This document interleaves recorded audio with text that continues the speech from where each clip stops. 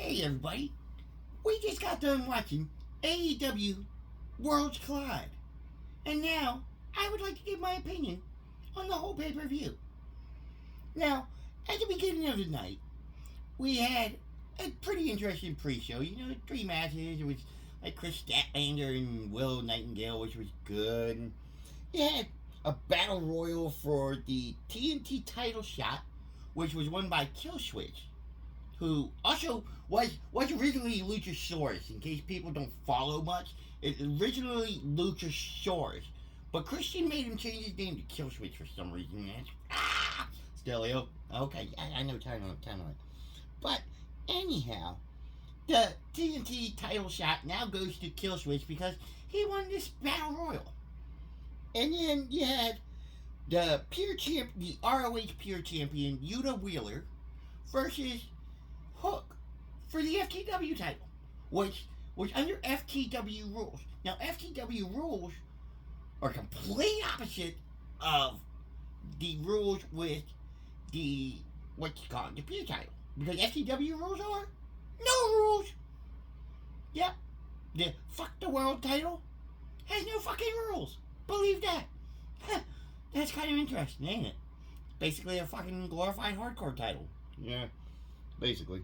But anyhow, Hook actually is the son of Taz, the man who originally created the FTW title back in ACW. ECW. That's what I said, ECW. No, you said ACW. Oh, well, whatever. You know, the point is, Taz, who is now a commentator on AEW, his son Hook has the FTW title that Taz ended up originally making in ECW. There, you happy? Yeah. Okay. Then that was cool. That was all, good first round matches and, pre-show stuff. Then you get the first match of the night. Bryan Danielson, Claudio Castagnoli, who are part of the Blackpool Combat Club, Mark Briscoe, and Daniel Garcia, for some reason, these 4 men, versus Jay White, Roosh, Jay Lethal, and Brody King. Again, for some reason, these 4 men are all put together. These 8 men, for some reason, are just randomly put together for a pay-per-view match to make an 8-man tag. No story, no point, no real point at all. It was a pointless match, dude. Tony, that should have been on Collision or Dynamite or something like that. Yes, I know it's Saturday night and you should have had a Collision, not a pay-per-view. But for some reason you had a pay-per-view on a Collision night, which is probably why you're going to lose the TNA deal, everything like that. TBS deal, whatever. But anyhow, I am digressing from my whole point. The point is, that match was not needed on a pay-per-view. Okay? Not needed. Okay. Anyhow, then you ended up, Daniel Garcia actually got the win for that match. We will announce the winner, that it was Daniel Garcia. I'll give you the results of the match. But it was just a stupid match. Then you go on, and you have Andrade versus Miro. Now, Andrade is being managed by CJ Perry, who is Miro's wife in real life. Yeah. The woman who was in WWE and got put through the tables countless times. Yeah, Lana versus the tables. Yeah, that was my favorite feud in WWE, honestly. But anyhow, so this match is happening because Miro thinks Andrade is an asshole. So it's happening. Wow. Again, why is this on a pay-per-view? Just make it a Dynamite match, a Collision match, a Rampage match, not pay-per-view match. No story, no setup, no nothing. Yes, Miro wins because CJ Perry turned on, what's his name, Andrade. Which, fine.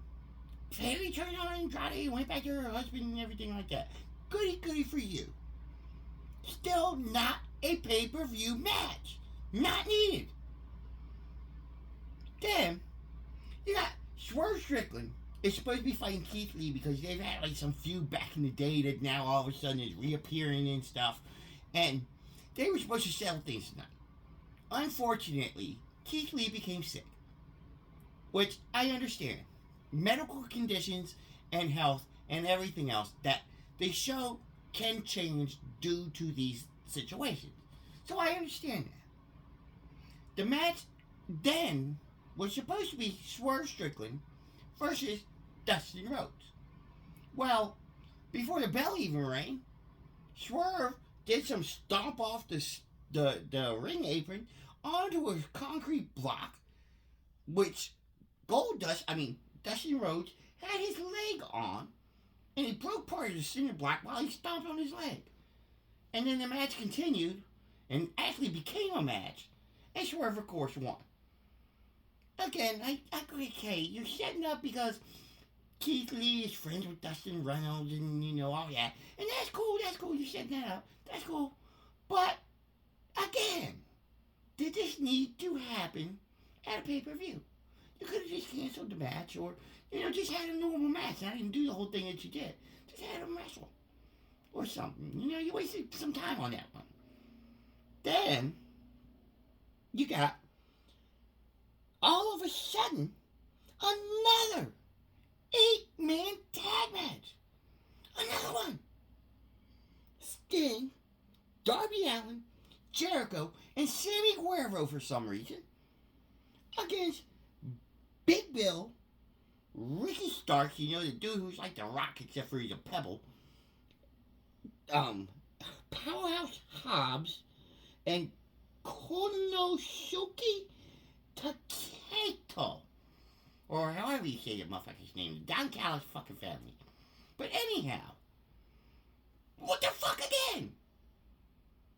This match just makes no sense. Okay? Why have it? I understand Sting's retiring in March and everything, and, at the Greensboro Coliseum's his last match, I forget the date, but, the match was not needed. It was pointless. Stupid match. Push it away. We didn't need two 8-man tags. Two 8-man tags in one night. Dude, come on, Tony. What? I'm sorry. It's okay. Calm down. I know. Tony just kind of pisses me off sometimes because it's like he doesn't understand. Why do I want to see two 8-man tag matches that could have just been on a Dynamite or a Rampage or a Collision on a pay-per-view? You have all these titles, and yet, come on now. Every match should be a title match with how many titles you have, dude. No pay-per-view should have a match that's not a title match. Look at how many titles you have. Okay, calm down. Okay, I'm sorry. Let me catch my breath for a minute, people. I'm sorry. Stelio's just having a little freak out here. I'm very passionate about wrestling and very passionate about what I watch. So I'm sorry, I'm having a bit of a freak out. Just let me go. Hold on 1 second, please.